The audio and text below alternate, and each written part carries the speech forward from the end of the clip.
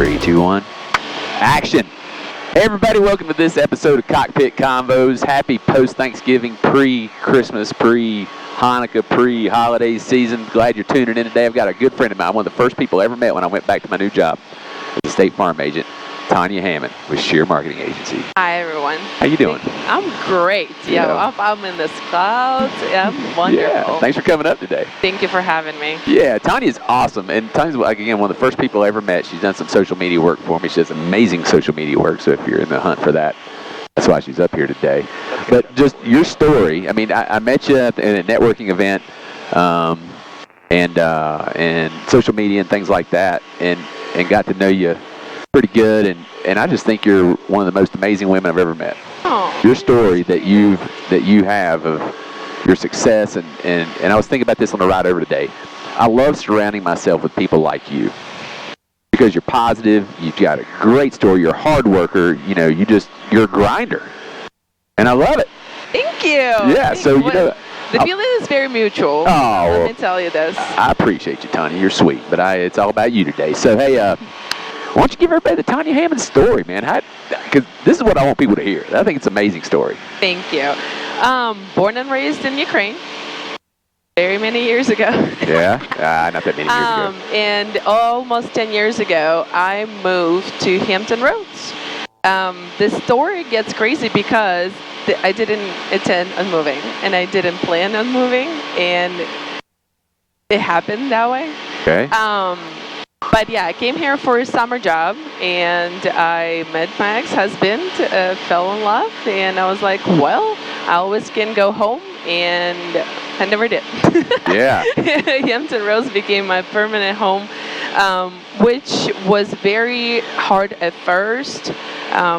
Again, I didn't intend on moving, and I was like, well, we're going to take one day at a time. Yeah. But the first job that I've ever had in the United States was in Manassas, Virginia, that I was not supposed to be there. I was supposed to live in D.C. I came from the city. I was supposed to have this, this hot girl summer situation. Right. And everything that could possibly go wrong did. I got left in the pool. No, you got to start with the beginning. Okay. You got to start with the beginning, because that's where it gets crazy. You just can't say, yeah, I just moved here from the Ukraine, met my ex-husband, and we're not even married, but hey, life's good. No. It's the stranded. It's the whole story. I want everybody to hear, man. So you're sitting in the Ukraine. They say, hey, you want to come work in the United States? Yes. So in Ukraine, in Europe in general, there is a program called Work and Travel. If you're a full-time student and you know the language of the country you want to travel to, you can qualify and go for, a silly little jobs. Lifeguard was one of them. Okay. It depends usually on the level of the language that you know. And so I was like, well, hanging out in the pool sounded like a great plan for a summer. Let's go do that. And there was a company who hired people, sources people from all over Europe and different countries, so like Philippines, I know Jamaica, guys from Jamaica worked with me at some point. And we were going to do that, got all the trainings done back home, and I got here May 30th, I think, and June 1st was already my first work day. Okay. So on that very first work day, I got left in the pool. I didn't come. This supervisor drove me 40 minutes to Woodbridge. And they were like, okay, well, here you go. You have fun. And so I did. I had a great time.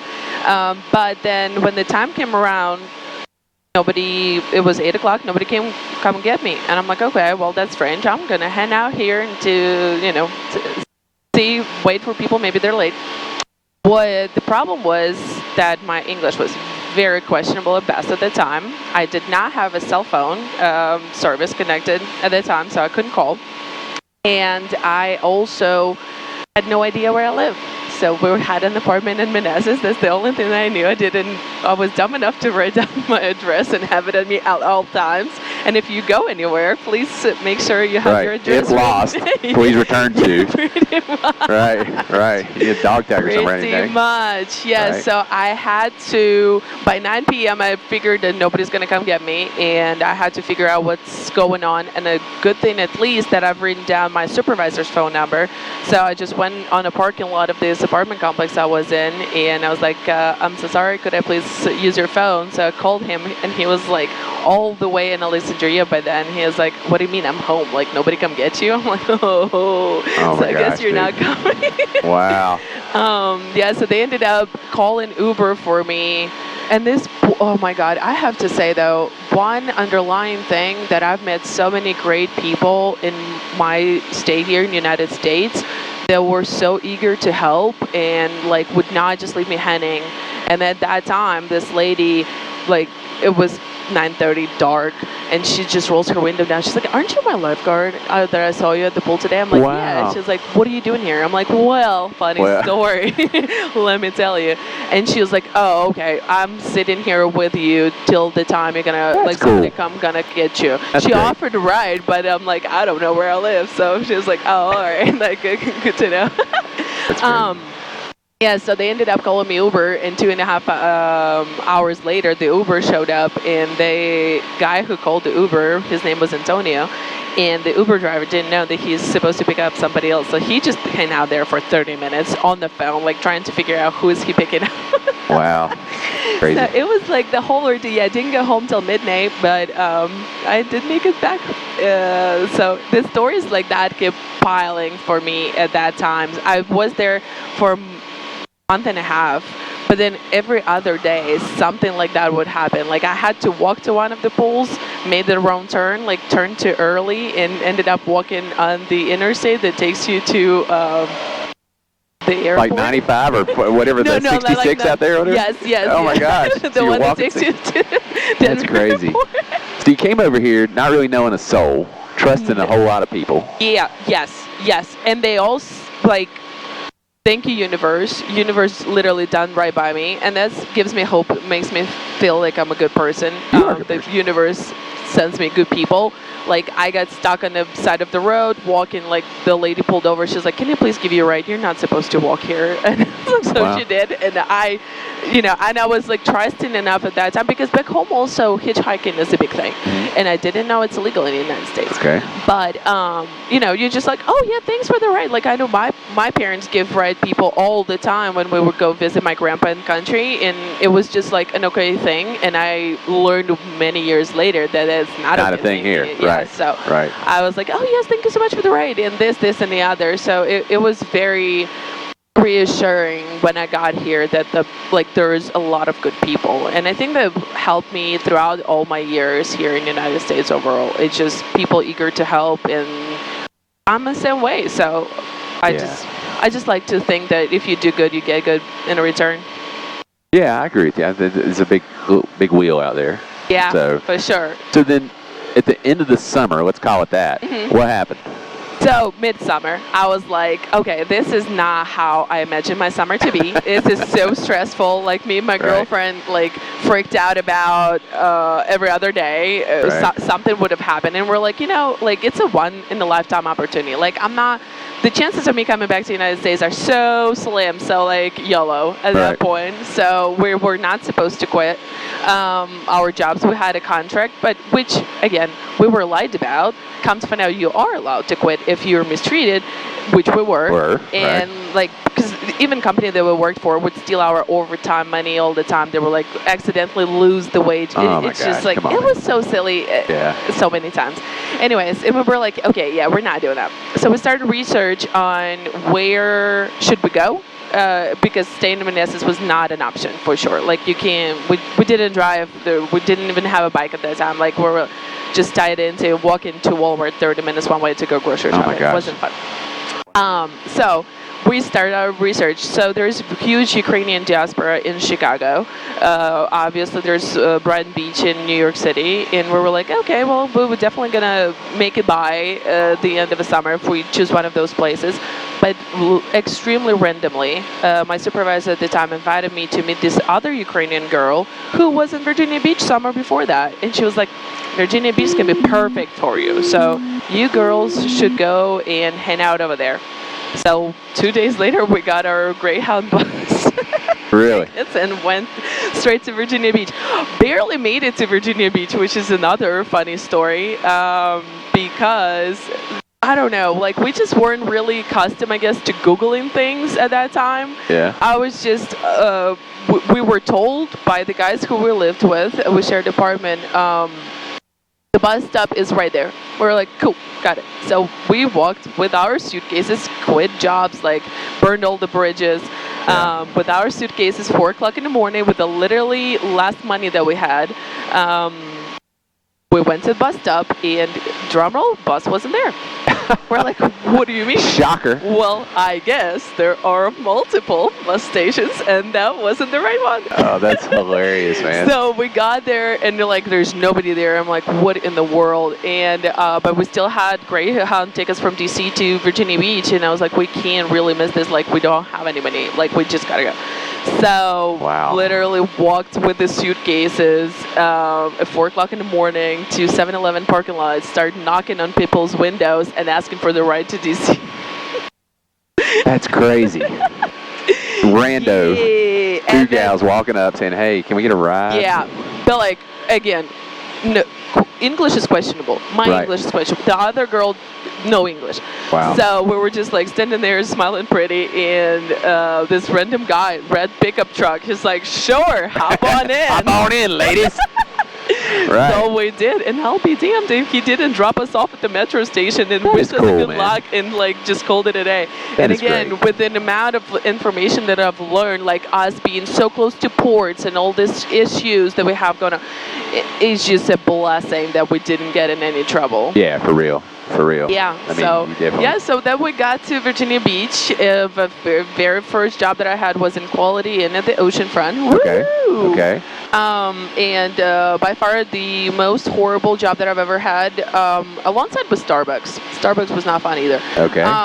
But very, very, I had like a whole new respect for housekeepers because it's just such a labor-intense job. Right. So we did that for 2 weeks. We're like, no, thank you.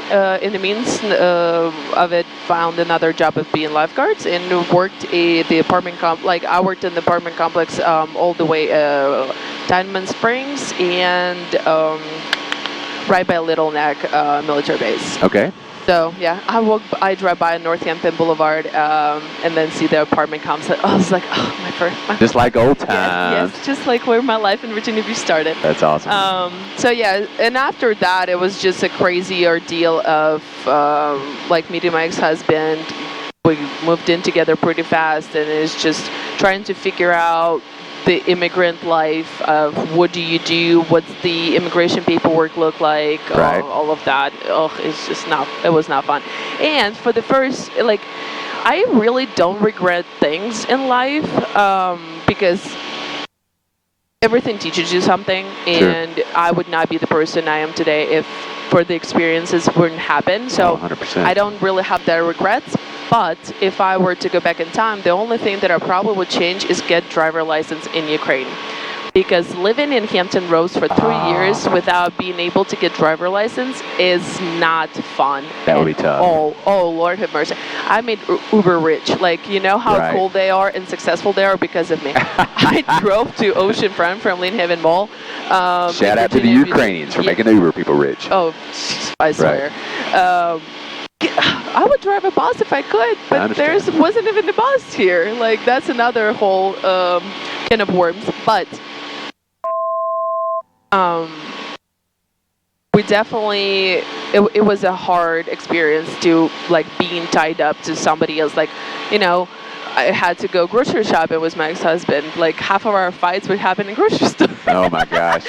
Because he's just, you know, when you're tied to somebody like that and you don't have the freedom to do basically whatever, it takes a toll on a relationship for sure. Yeah. Now, but you got Liam. Yes.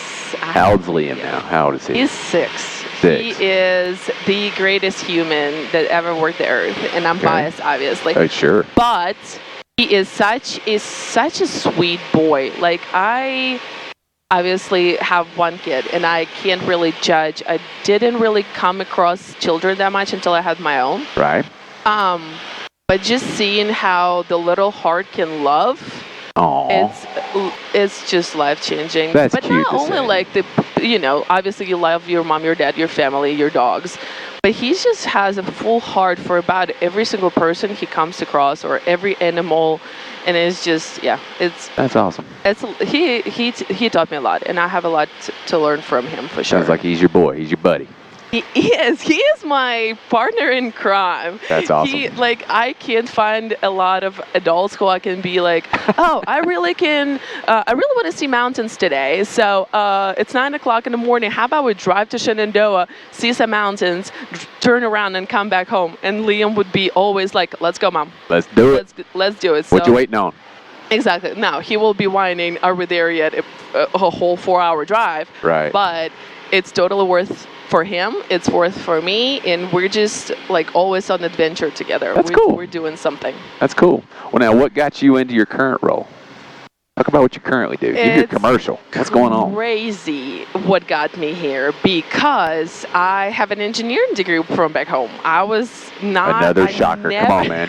Engineer. It's awesome. I never considered myself a creative person until I was literally 28 years old, and one of my old previous bosses, she was like, well, you're the creative one. Go figure it out. I'm like, what do you mean I'm creative? All right. And that was a life-changing experience for me right there and then. But... so I'm very analytical, and I like numbers. I like things when they make sense. So that's my background. But it was just so much happening, like to lead me to where I am today. I had Liam, had another soul searching experience of like, what am I trying to do? What career I'm trying to pursue? And in the midst of it, I decided to selling cars would be cool.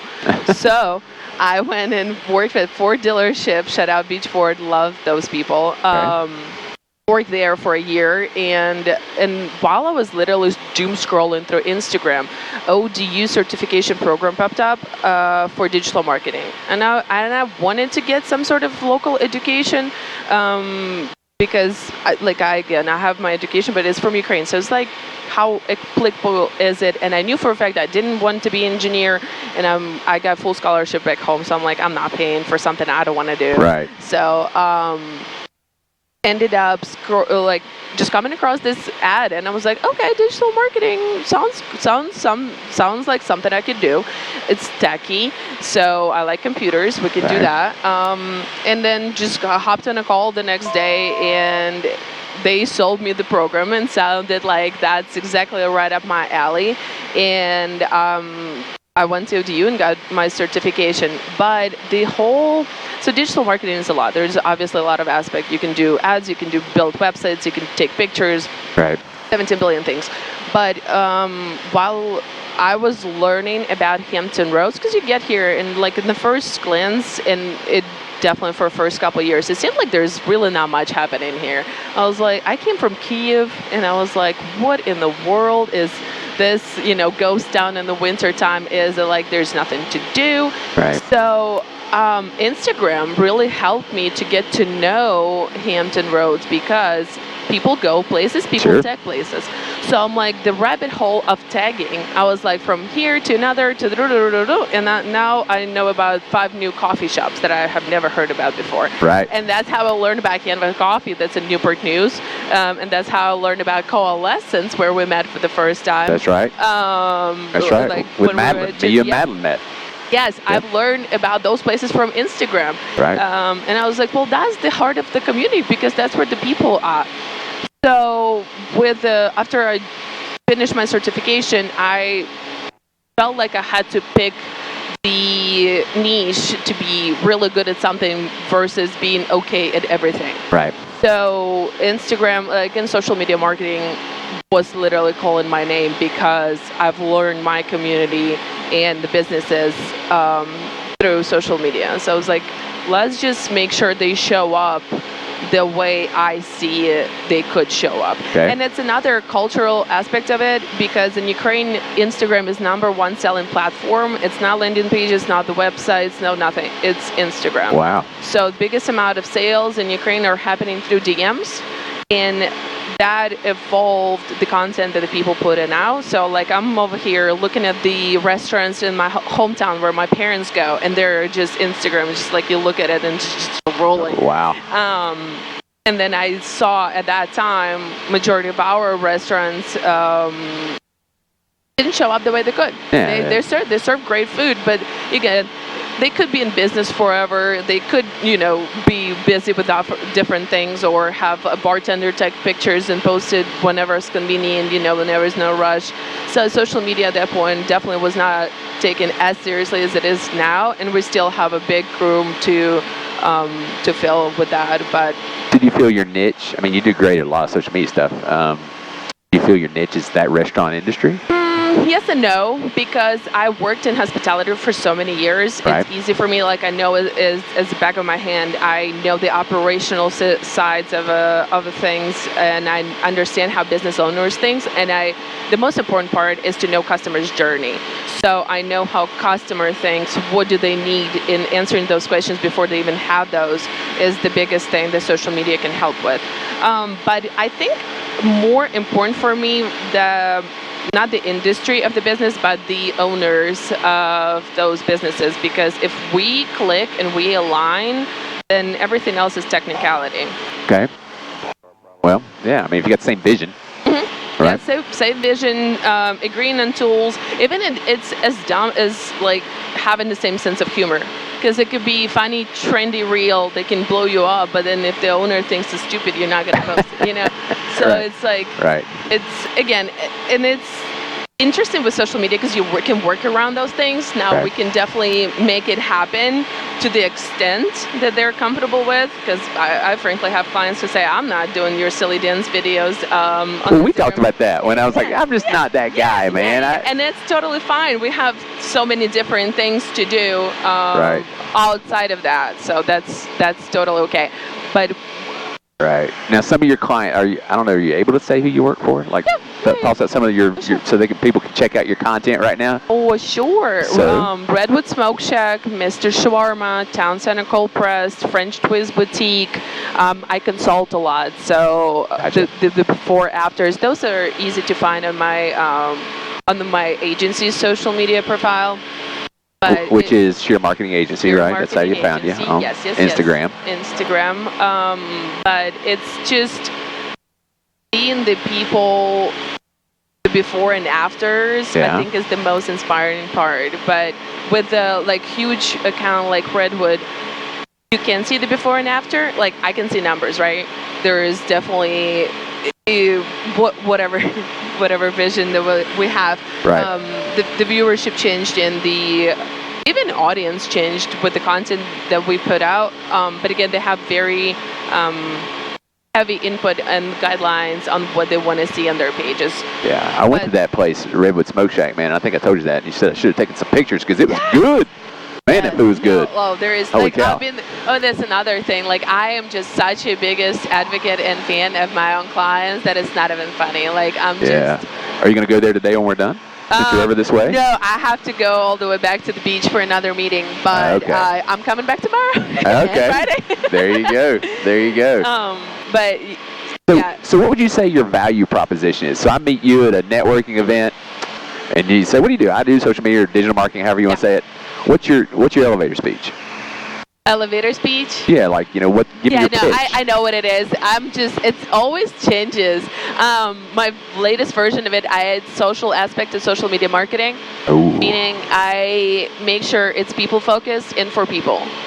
So yes, the food porn is great, but it's hard for people to imagine them eating that if they don't see another person eating it and actually enjoy it. It's like, I don't know if you've seen, there's a crazy video of how people for these big companies do food staging. None of the food that you see in advertised is actual food that they sell because it's all fake. Like the beef patty is made out of something. Right. Ice and Coke made out of glycerin, something cubes, that so it doesn't like. Right. It's crazy that it looks nothing like that. So I think people can sense that and are tired of the perfect picture. So what sells now is the imperfect picture of people biting the food and it's falling and it's dripping and you're messy and now they're like, oh yeah, now I see that it's good, because they see people's reaction. So yeah, social aspect of social media marketing, that's what Cheers bringing to it. I've never heard anybody say that, but it makes so much sense. Yeah. Because just putting this picture on something on social media, there's not really social. Yeah. It's social from everybody to look at, but it's not social. Yes. I like that. Yes. I'm going to steal that. I'm going to say she puts the social in social media. That's fantastic. Yes. Now, if they want to get a hold of you, what's the best way to do that? Instagram DM would be probably best. Okay. At Sheer Marketing Agency is the name on Instagram, right? Yes. Which I'll have all that stuff up on this podcast too. So DMs is always the easiest and the fastest way to get there. Okay. Very good. For sure. All right. Let me ask you a deep question. What's the greatest lesson in life you've learned? This is on the spot too. Deepest. There is always room for improvement. Okay. I was raised abroad in terms of I was the smartest one in the room growing up, and by the time I got to college, I definitely felt like it. Yeah. I remember I have a really good memory, so information comes super easy for me. And again, with the analytical mind, I am like, oh, from A to B, like it's easy. Right. But I got kicked out of college and got real humbled. Join that club, sunshine.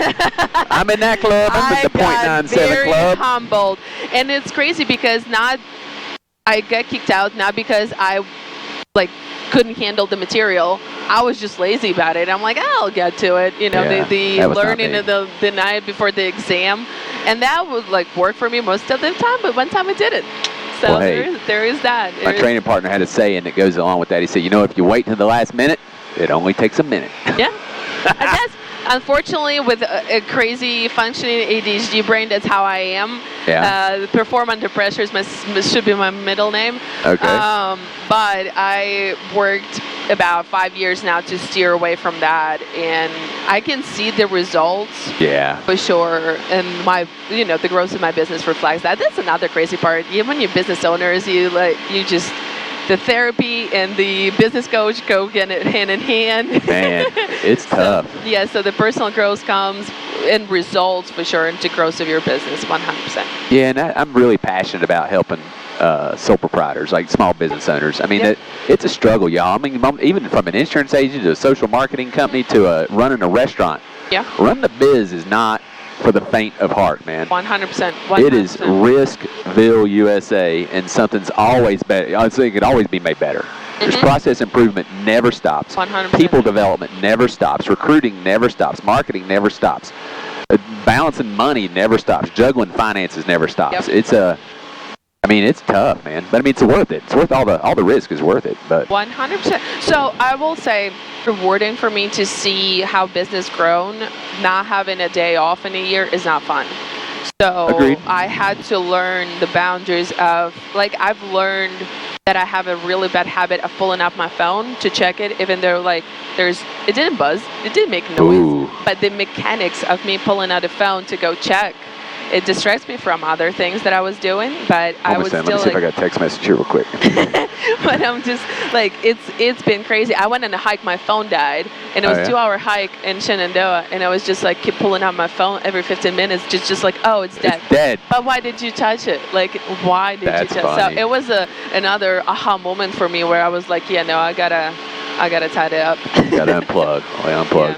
Well, I'm glad you came up today, and thank you for coming up today. I hope you enjoyed it. Thank you so much for having me. You got an amazing story, and I just, a respect for all the hard work, the grind you did to get to where you are today, and the sky's the limit for you, and I know that. But give her a shout if you need any social media help, and I know we both love Crystal, so I got Crystal too. I'm trying to balance my two social media people, but you do things differently. Y'all have different kind of deals. Yes, and me and Crystal collab. I collaboration over competition every single day of the week. There is enough business for everybody, and even more than that. Yeah. It's just, again, it's the personal thing. You click.